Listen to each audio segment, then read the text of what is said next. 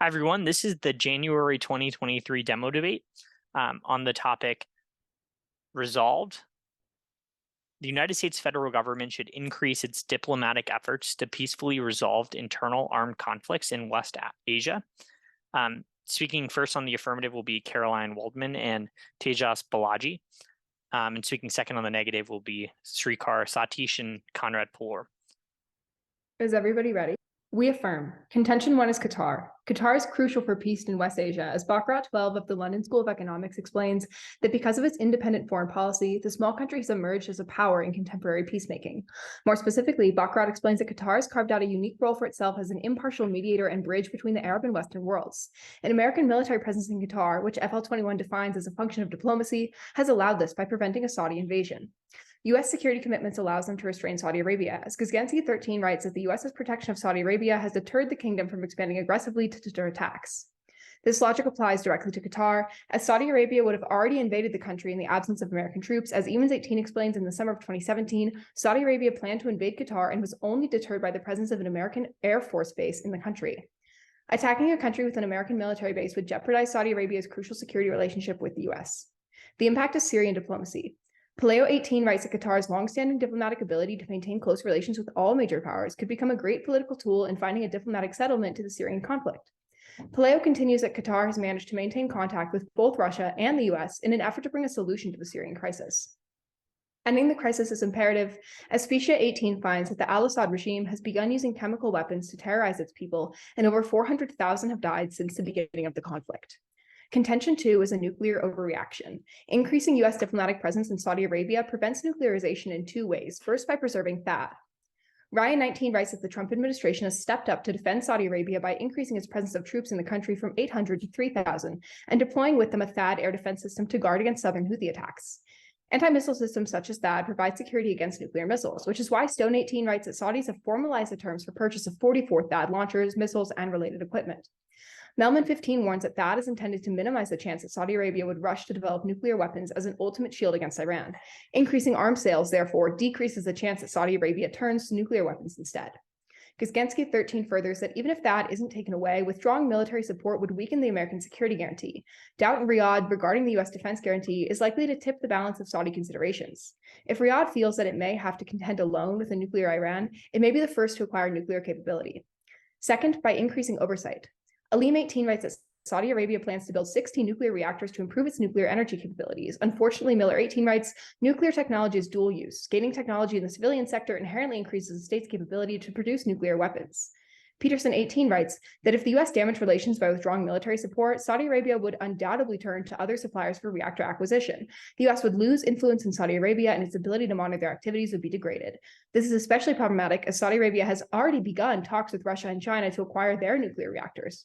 Unfortunately, Saha elaborates that both China and Russia are known for lax standards on nuclear security and a general willingness to turn a blind eye toward partners who violate international norms. Furthering that some country will supply the kingdom with nuclear technology, but increasing American sales is most likely to prevent Saudi Arabia from pursuing nuclear weapon purchases elsewhere. The impact is preemptive war. Ditmir 11 writes that as nuclear weapons increase the military capabilities of a state, rivals seek to prevent nuclearization through preemptive action. Historically, Israel has conducted preemptive strikes against nascent nuclear programs in Iraq and Syria, and Bowman 8 finds that at some point in the process of developing a nuclear weapon, Israel would likely detect the Saudi nuclear activity and would strike in order to eliminate the program in its infancy. Such an attack on Saudi Arabia would incite an unprecedented level of radicalization against Israel, resulting in a region-wide conflict between Arab states and Israel. Thus, we affirm. We negate. Resolve. The United States federal government should increase its diplomatic efforts to peacefully resolve internal armed conflicts in Asia.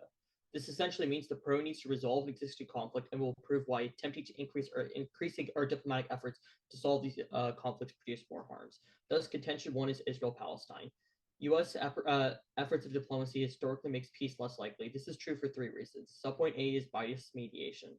David Cunningham of Iowa State University explains that when an external actor with separate preferences joins an ongoing conflict, it introduces an additional set of interests at the negotiation table. These interests not only complicate the bargaining environment, but can also fuel more conflict. Thus, Khalidi furthers in 2013 that since 1975, rather than acting as an honest broker, the United States has ended up acting as Israel's lawyer. In fact, Plitnik of the Foundation of Middle Eastern Peace writes in 2015, the United States has a special relationship with Israel that is seen as one-sided, sending it a signal that the U.S. interest is Israel's security, not Palestinian freedom. Because of this, Shalim of Oxford finds in 2010 that Palestine will not accept any peace agreement if the United States is involved, which is why they rejected 3 US-led offers of statehood up until this point. The impact is peace failure.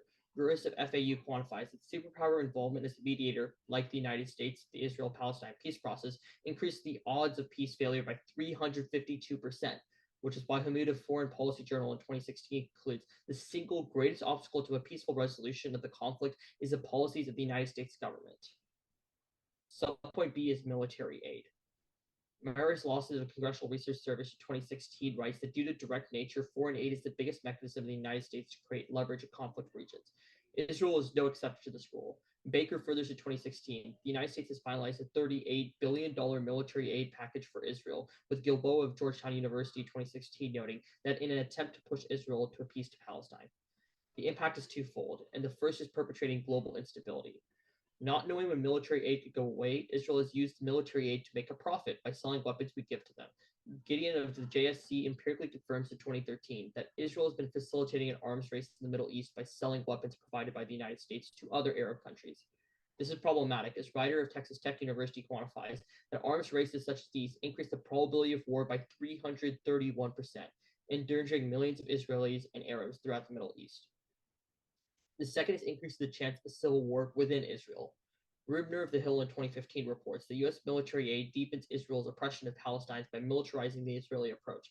This provides the justification for violence. As the Palestinian Policy Research Center notes, this kind of repression has rallied 60% of Palestinians behind support for an armed rebellion that leads to the death of millions.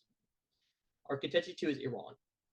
Biden is working on the Iran deal, but diplomatic capital or the ability to negotiate is stretched thin.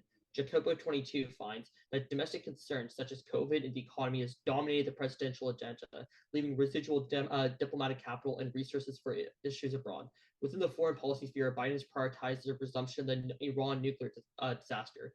It takes time to orient the country's diplomatic apparatus to the same goal.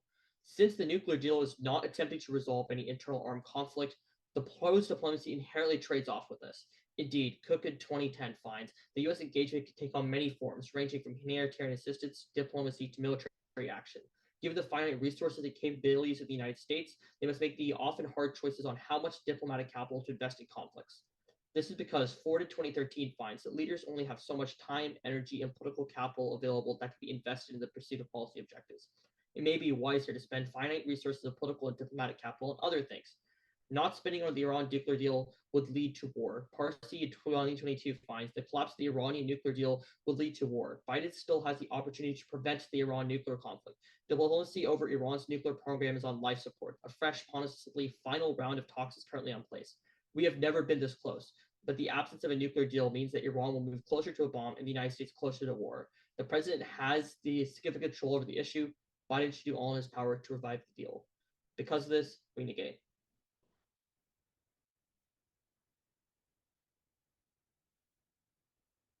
All right, you ready for cross?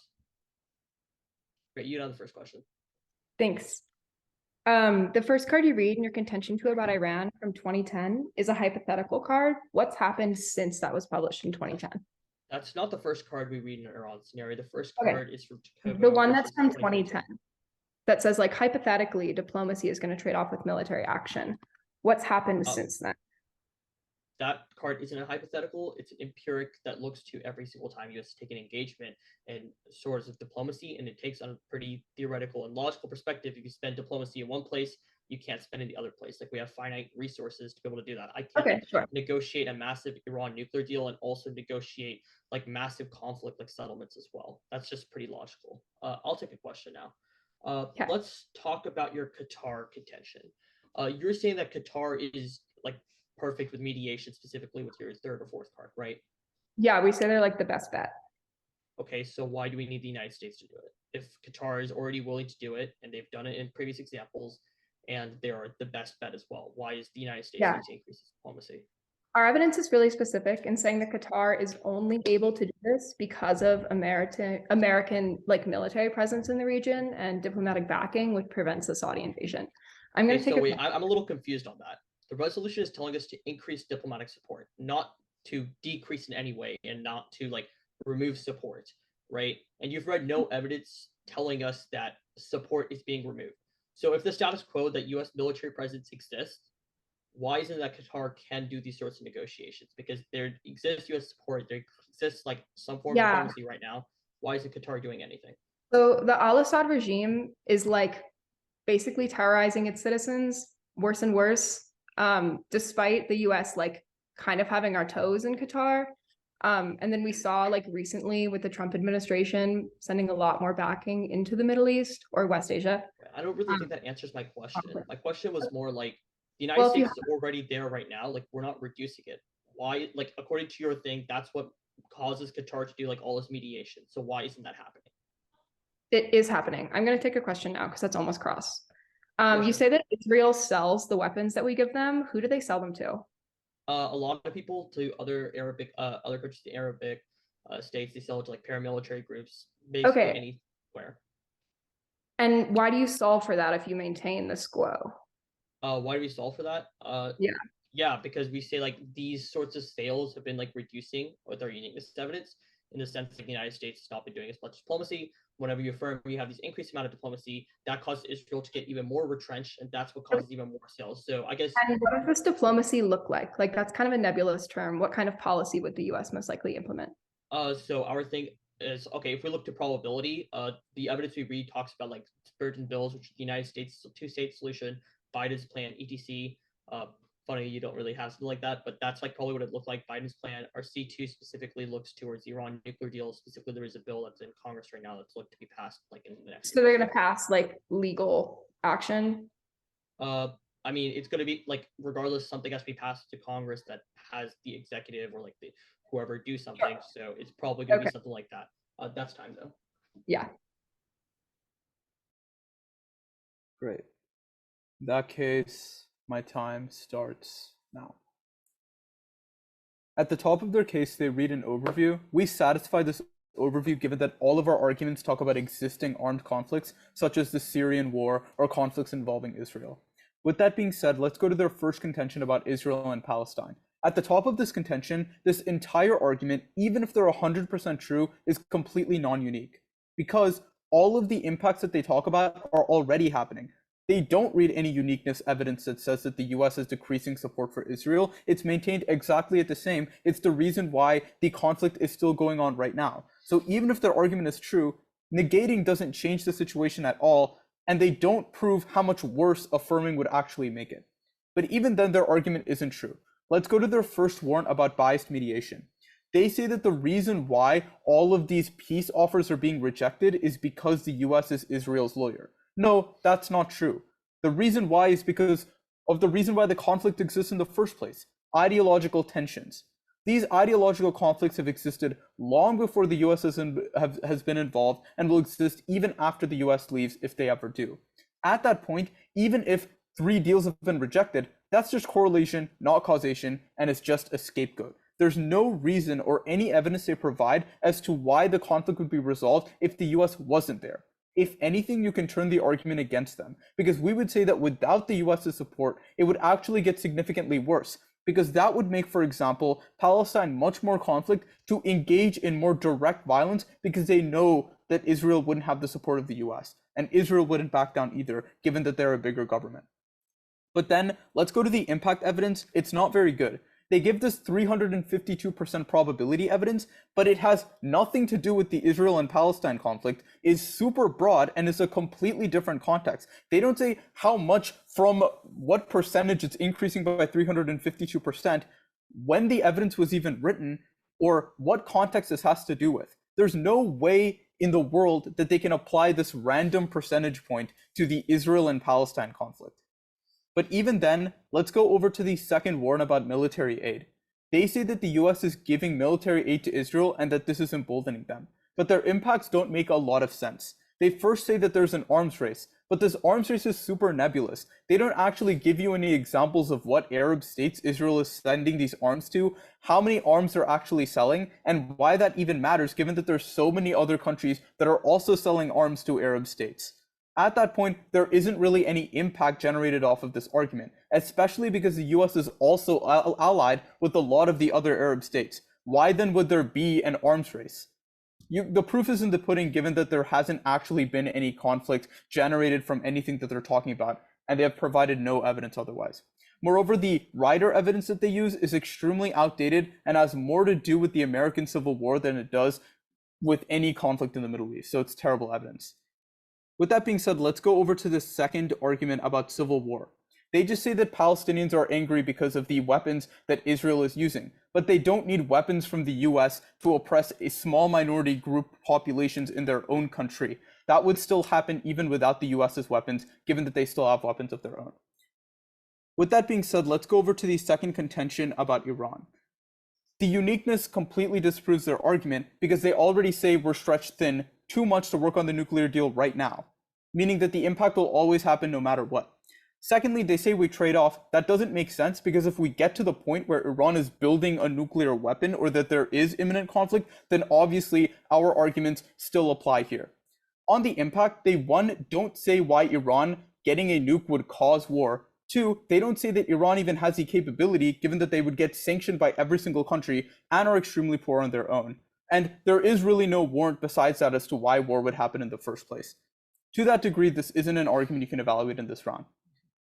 Thus, we are very proud to affirm. Awesome. So as a brief off-time roadmap, I'm going to be starting with the negative case, then moving over to the affirmative case. Start with my first contention about the Israeli-Palestinian conflict. My opponents make a couple of responses. The first thing is that they say that the impacts are already happening now and that negating doesn't change that. However, they've dropped a couple of cards that we read in our second contention that apply here. First, extend the evidence that says that Biden is shifting our diplomatic focus towards the Iranian nuclear deal, which proves that we don't have a current focus on resolving the Israeli-Palestinian conflict, which means the status quo is on a trajectory towards negotiation. But it also negates the fact that any increase in diplomatic efforts is not going to be successful because Palestinians view the United States as Israel's lawyer, so no diplomatic effort by the United States will be able to resolve this problem. The second argument they say is that without the support of the United States, that there'll be more direct violence. You can turn this argument against my opponents, as we read evidence specific in our case that says that U.S.-backed mediation is viewed by Palestinians as one of the reasons as to why they engage in conflict, and the only way in which you can ever solve this problem is if you take a different paradigm shift and stop the increase in diplomatic efforts historically. And then lastly, they say that our evidence in our second subpoint is nebulous, not specific to the region. Well, it's not specific to Israel just generally. It analyzes Israel in its data set and it looks at other similar conflicts, so the evidence still applies. And then on their second contention, they say that we are currently stretched thin in the status quo. However, that's exactly what our argument is that right now, the Jacopo 22 evidence says is that Biden is shifting focus to the Iranian nuclear deal. But by affirming, and there's only a finite amount of diplomatic capital that you can present, it would shift this focus, preventing the Iranian nuclear deal from happening, which would only exacerbate and actually serves as a turn to both of my opponent's contentions. Go to my opponent's case, their first contention about Qatar. First, on uniqueness, my opponent's argument proves the status quo solves absent affirming the resolution. The FL21 evidence they read in case says that American military presence in Qatar is key to resolving Saudi aggression. Nowhere in this contention do they read an argument or warrant why an increase in diplomatic efforts are needed or are necessary. Second, this argument is non-unique. Naram 22 of the New York Times explains just last month that the World Cup has brought Saudi Arabia and Qatar closer than ever before. This proves that more diplomatic efforts are needed in the region as the status quo is resolving this conflict and tensions. Thirdly, on their impact, U.S. diplomatic and military efforts in Syria, which is their impact, have largely failed. More diplomatic actions are not necessary. Bando 22 explains that a decade after U.S. policy of being involved militarily and diplomatically in the region has largely backfired, with the U.S. viewed as not a correct actor in the region, which proves that they're not the right actor to solve the problem. On their second contention, My first response is that just taking a step back and look at it from a bigger picture, my opponents give a lot of evidence why historically U.S. military and diplomatic presence has been good, but they do not warrant why we need an increase in diplomatic efforts. This is important given our second contention, which talks about diplomatic trade-offs and diplomatic capital trade-offs, that any focus on increasing diplomatic efforts towards Saudi Arabia would detract from things like the nuclear deal, which is what we specified. In our case, on their first warn about THAAD, first, a missile defense system is likely to be ineffective and won't deter any actors. Patton of VOA News explains that THAAD has been deployed historically in places like East Asia, as well as in other regions, but it's ineffective against short-range missiles and massive artillery arsenals that could target a large swath of the population, meaning that it's ineffective. And secondly, turn the argument against them, as the United States leaving West Asia leads to a more peaceful resolution. Musavin 15 finds that presence of the U.S. military in the region prevents the formation of relationships between Arab states, dividing the region into pro-U.S. and anti-U.S. actors, forming a cycle of instability. However, by negating the resolution and allowing for more regional cooperation, more actors will kind of negotiate themselves. And in fact, Parsi 20 quantifies that fear of U.S. abandonment was the driving factor behind Saudi Arabia reducing airstrikes in Yemen by 80%. Would you like the first question? Sure. So, given that Saudi Arabia has tried to attack, invade Qatar before, as our evidence points, why is one soccer game gonna create like long-standing peace and agreement I between mean, these it's not two just one countries? soccer game. It's like the biggest tournament in the world. And I think it provided a sense of legitimacy to Qatar that allowed for new existing ties between Saudis and Qatar. Did it And though? that's where Because Evan all I read on stands. the news was a bunch of reasons why the game shouldn't have been held in Qatar. Not this. Our evidence is specific to the Saudi prime prince or like high royals in Saudi Arabia, and they're kind of handshaking with key Qatari officials. But more generally, your evidence is specific to the fact that U.S. military presence in the region is key to assuring Qatar and even Saudi Arabia. So I guess my question is U.S. presence going away in a world of the negative? So when you look at our evidence, it says that, for example, just a few years ago, there's already been severe kind of retaliation from Saudi Arabia that's, very, very aggressive towards Qatar. For example, I believe the Emmons evidence explains that Saudi was actually planning to invade Qatar. So sure, maybe the US is a deterring force right now. We're simply saying that it's not enough, given that actors like Saudi Arabia, who we're supposed to, have cordial relations with, are still attacking this key ally But if and we are still still have planning to attack military this key ally. presence in Qatar, I guess why is an increase in diplomatic efforts necessary? Sure, again, kind of the same response, right?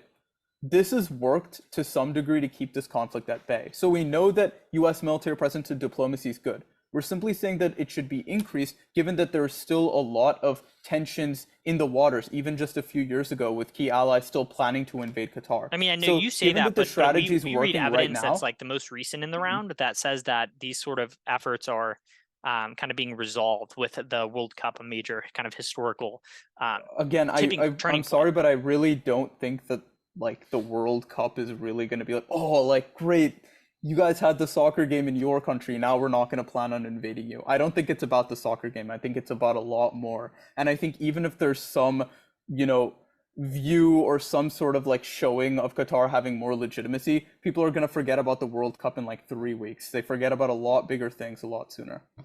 Okay, would you like a question? Sure. Actually, you can take the next one as well.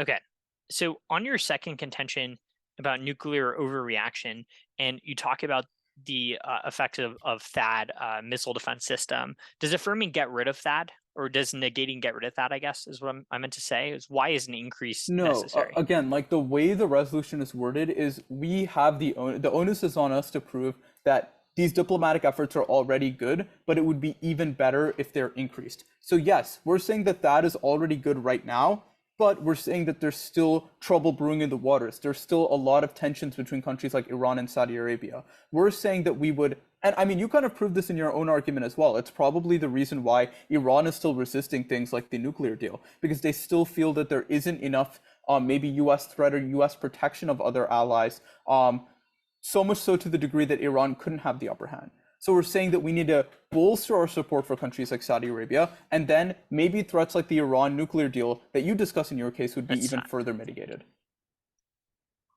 I'm gonna go af weighing neg. Or maybe af neg weighing. Is anybody not ready?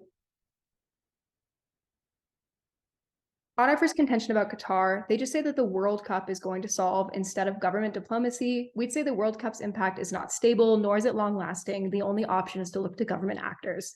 That's where our bar cut evidence is really clear. It says that the US is the one who restrains Saudi with our presence in Qatar.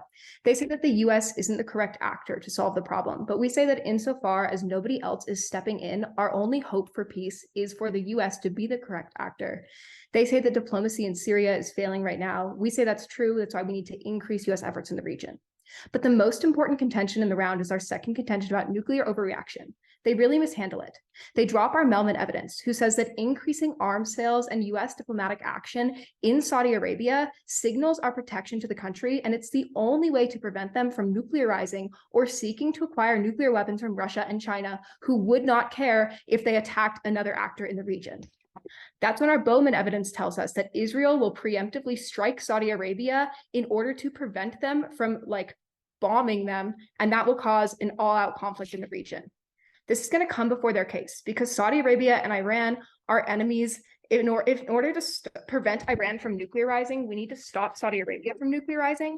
But then we'd say that in order for the Iran nuclear deal to go through, Iran has to be sure that Saudi Arabia isn't going to suddenly nuclearize and then bomb their country. The only way to make them confident of that is to increase US diplomatic action in the region. But then on their case, on their contention one of mediation, they just say that Biden is shifting focus to Iran, which we tell you means that in their world, there's a trajectory for negotiations to end.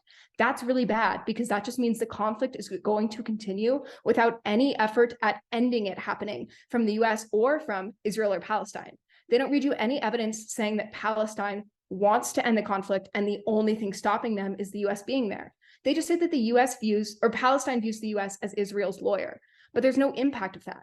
Our argument is really clear that without the US, Palestine would be emboldened to engage in direct violence against Israel because they wouldn't feel like the country was a threat. It's only US action in the region and an increased amount of diplomacy in the region that keeps Israelis and Palestinians safe and not engaging in direct conflict with each other.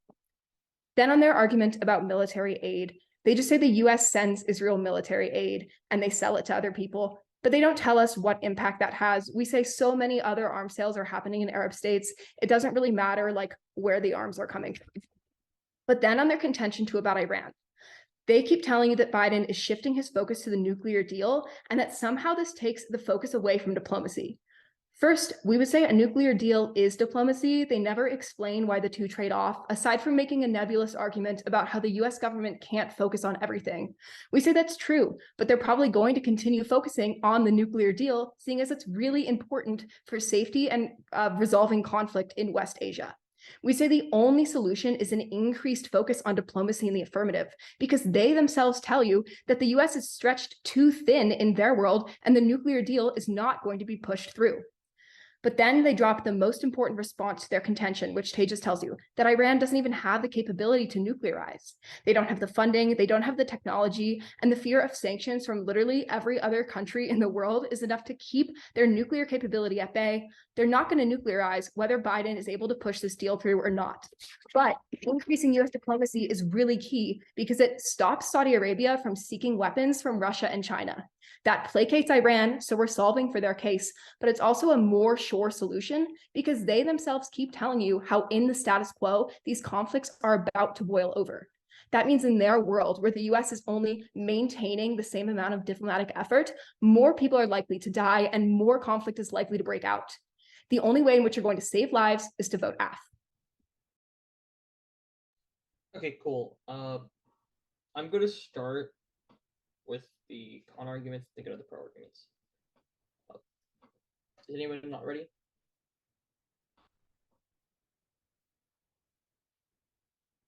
They give you a bunch of fantasy. We're going to focus on the facts today. On our contention one, they just talk about how the conflict's not going to end. Specifically, their partner talked about how there's ideological tensions. That means the Israel-Palestine conflict is going to continue no matter what.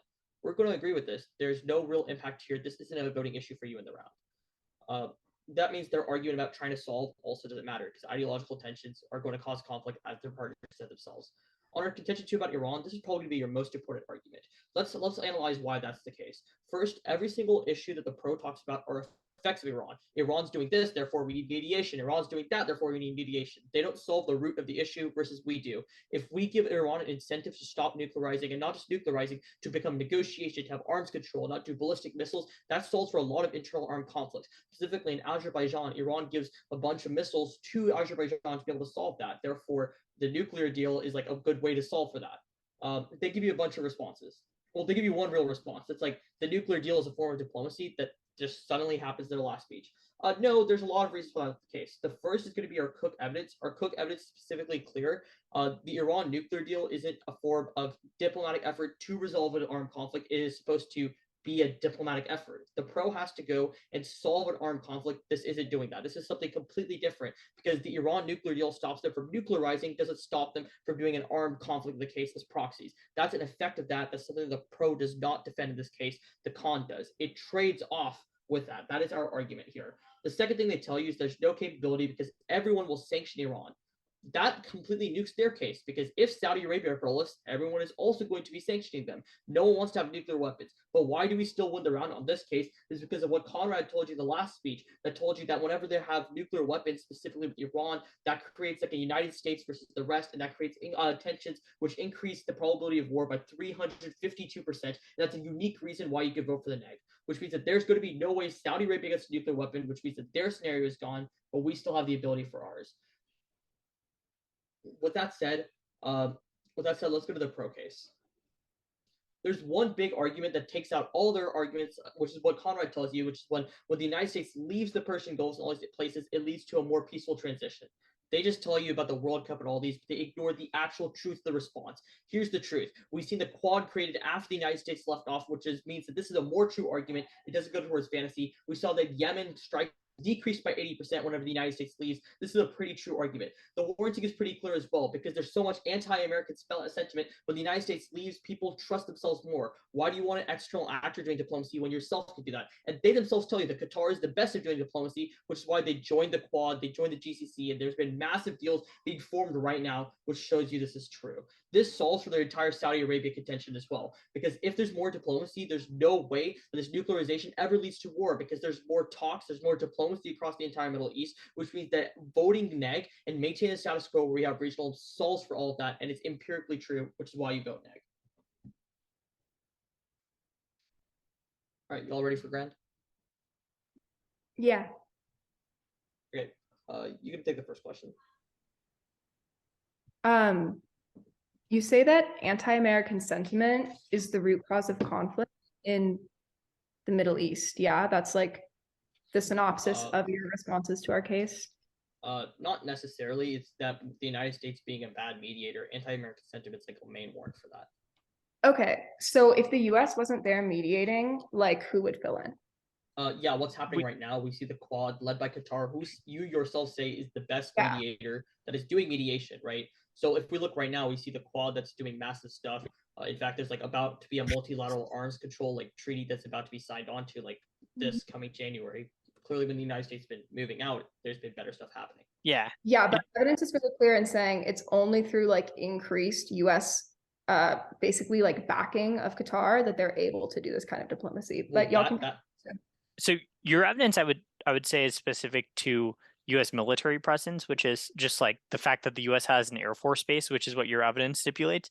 But our argument is more general about U.S.-backed mediation in terms of a mediator, is that it forces people to kind of draw sides as either being like pro-U.S. or anti-U.S., which is why like all the warranting we give in our Israeli contention, even though we're not going for it, like still applies as to why the U.S. is perceived as a biased actor with their own interest in mind, that is not looking out for what's best in the region, which is also why the Gerses evidence that Srikar extended said that like superpower backed mediation in comparison to regional diplomacy increases the likelihood of peace failure 350%. Okay, and right now, regional diplomacy is on the rise, is what you say, yeah? Yeah, in a world in which Yeah. the US is focused on other things like Iran, China. Are you I- saying I- it's focused on those other things right now? I guess I'm We're just saying that confused. the How US many- isn't engaged actively in the negotiation table between like the GCC countries. Instead, they're focused on other things like preventing like the Iranian nuclear deal, which is what we're talking about, which is a distinct because it's not aimed at resolving an inner armed conflict. Yeah, so Internal like armed the conflict. Quad, for example, looks to like resolve stuff like Yemen and all these other issues, versus like the United States we're looking for like more like bilateral control with like the like Iran nuclear deal. They're like completely separate, which is why the Cook Okay. Benefits is also extended. Sure. It implicates that. We'll take a question now though. Let's talk specifically about this like Saudi Arabia nuclearization. You'd agree with yeah, me that countries don't want to be sanctioned, right? Okay, so I think what you're gonna say relies on a fundamental misunderstanding of our argument. So we're not saying that Saudi Arabia is gonna go out and build a nuclear bomb. Yeah, they buy We're one, right?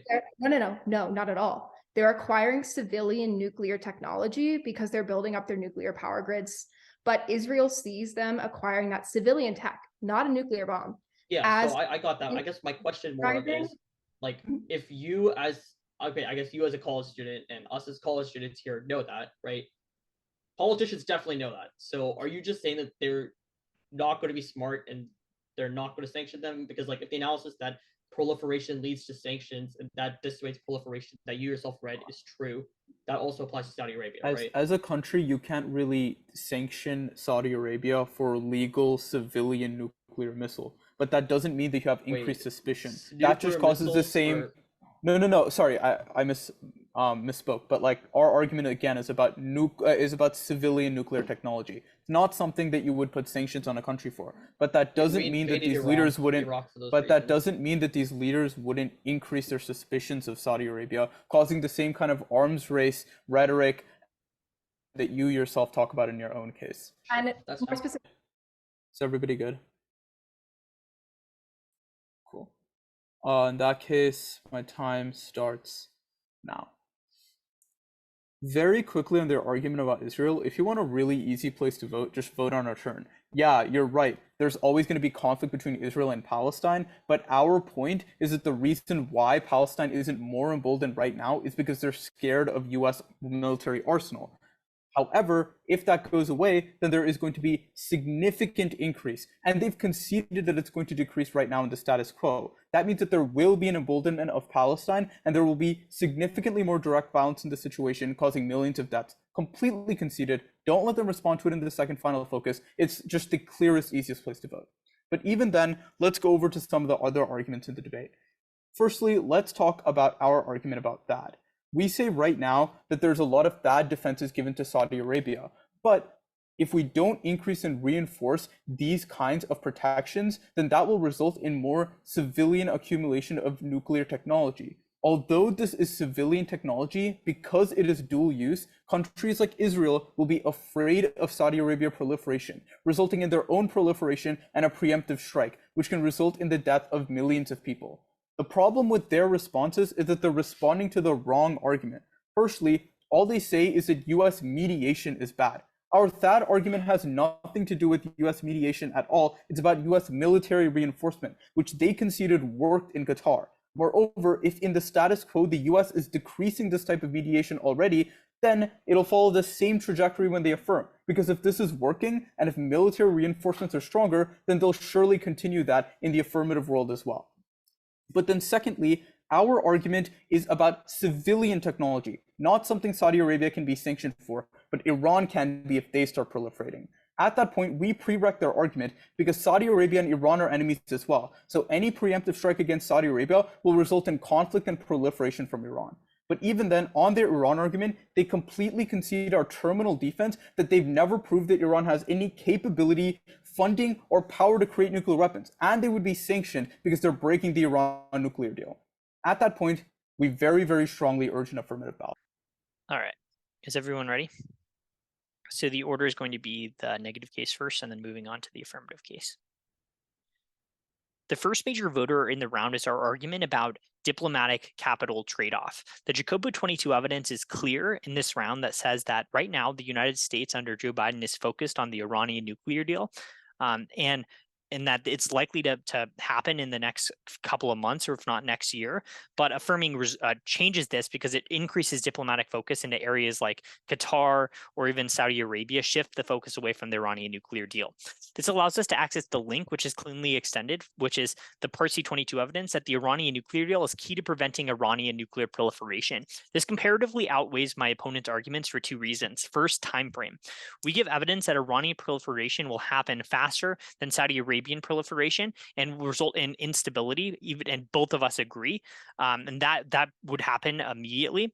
And secondly, on magnitude, hundreds of millions of people will die because of a preemptive strike, which outweighs any sort of residual argument they have about, like, even if you buy their turn about Israel and Palestine. The second voter in the round, though, is kind of lumps together a lot of other ideas, and it's just the idea of regionalism versus U.S.-backed mediation. Our argument is simple. When the U.S. is an actor for diplomacy in the region, they're viewed as biased. Per our evidence in the first contention is that we're viewed as Israel's lawyer in the region. And the Gersis evidence corroborates this by saying that superpower-backed mediation increases the likelihood of peace failure 350%. Compare that to regional organizations. Absent the United States as a diplomatic negotiator in the region, states will turn to resolve internal armed conflict. We give the example of the GCC resolving internal armed conflicts with Qatar, Saudi Arabia, Palestine, Israel resolving their conflict, which answers their turn that Palestine will increase aggression. No, in fact, they've only increased aggression every time the United States has proposed their own version of a two-state solution, which Palestine has rejected. And we read evidence from Parsi that was not answered that Saudi Arabia decreased strikes 80% in Yemen as a result of negotiation when the United States backed out. So ultimately, it's pretty clear. Take a step back and look at it from the bigger picture. The U.S. is viewed as a biased mediator in the region, allow for regional actors to negotiate and engage in diplomacy, and that will result in a better outcome. And allow the United States to focus on other more important things like the Iranian nuclear deal, which is what we specify. For these reasons and more, we strongly urge a vote for the negative. Thanks.